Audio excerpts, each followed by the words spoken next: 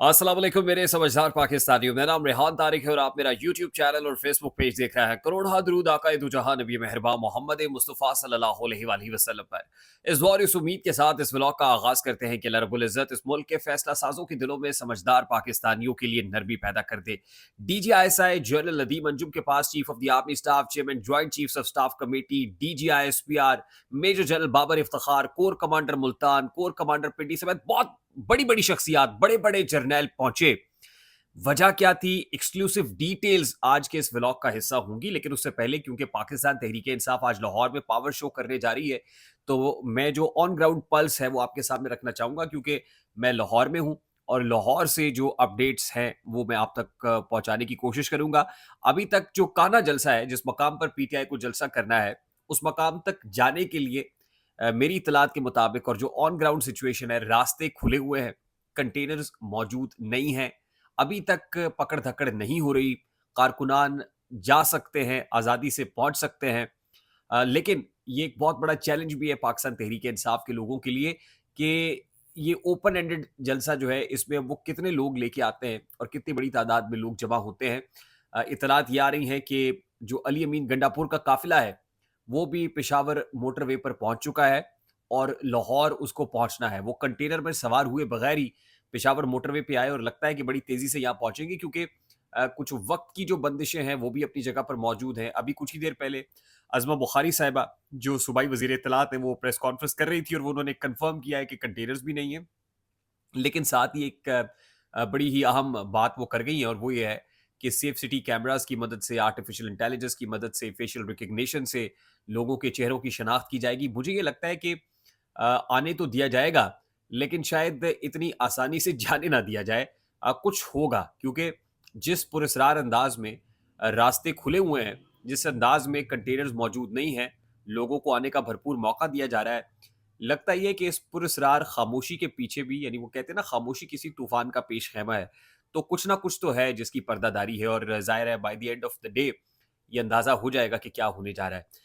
उसके साथ मैं आपको ये बता दूं कि बहुत सारे तहरीक इंसाफ के रहनुमा हैं जो बीमार भी पड़े हुए हैं, जिसमें मैं ट्वीट देख रहा था बैरिस्टर शेर अफजल मरवत का कि गुज़श्ता रात वो कहते हैं कि हालत कुछ बेहतर थी, बुखार उतरा, जलसे में शिरकत का इरादा बांधा, मगर आज ही बुखार शदीद हो गया है, कमज़ोरी बहुत ज़्यादा है, जलसे में नहीं आ सकेंगे। उमर अयूब साहब भी बीमारी के बाइस जलसे में नहीं पहुंच पा रहे हैं।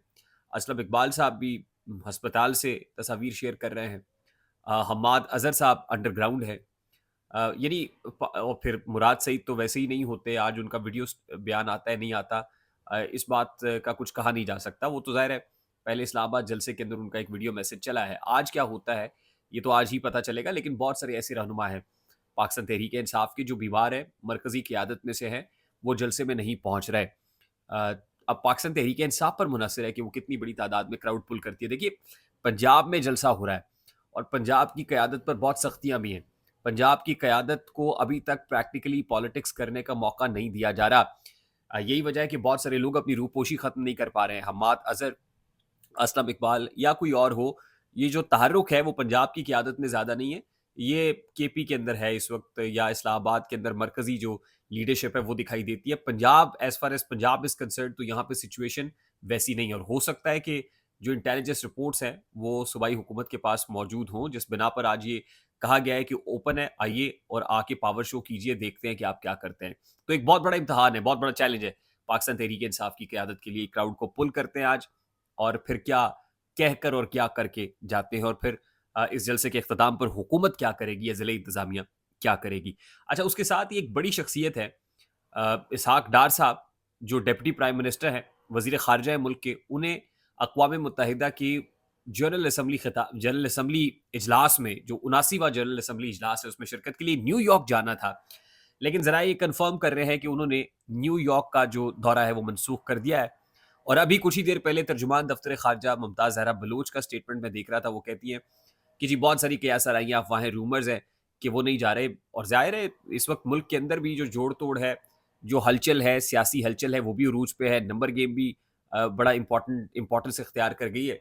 तो एक फैक्टर तो है, लेकिन उसकी क्लैरिफिकेशन इस अंदाज में दी जा रही है कि जो शंघाई ताउन तंजीम का इजलास है, 23वां इजलास है, उसकी तैयारियों के सिलसिले में इसहाक डार साहब 79वें جو جنرل اسمبلی کا اجلاس ہے اس میں شرکت کے لیے نیو یارک نہیں جا رہے.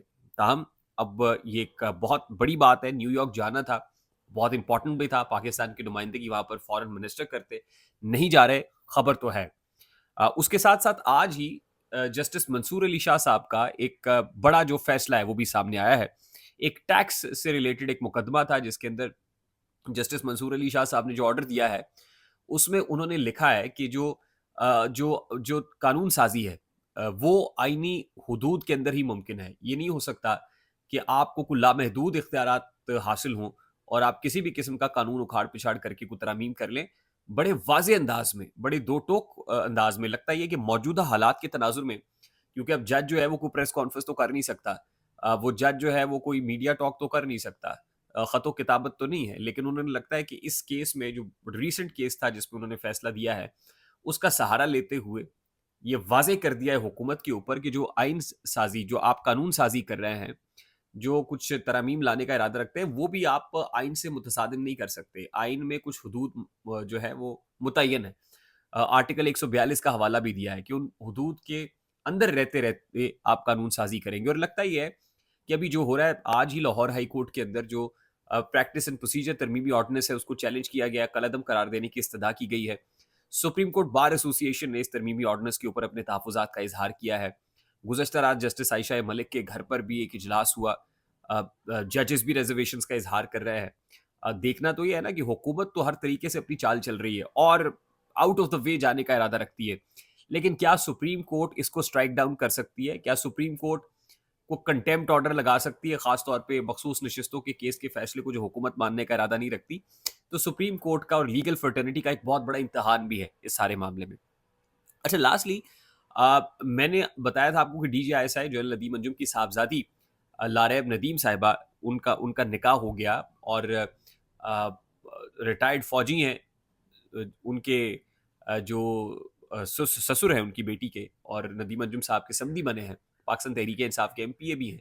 ان کے صاحبزادے کیپٹن فصیح کے ساتھ ان کی صاحبزادی کا جو نکاح ہے وہ ہوا. اس کے بعد جو رخصتی کی تقریب ہے, شادی کی جو باقاعدہ رسومات ہیں, ذرائع کے مطابق گزشتہ روز وہ ادا ہو گئی ہیں.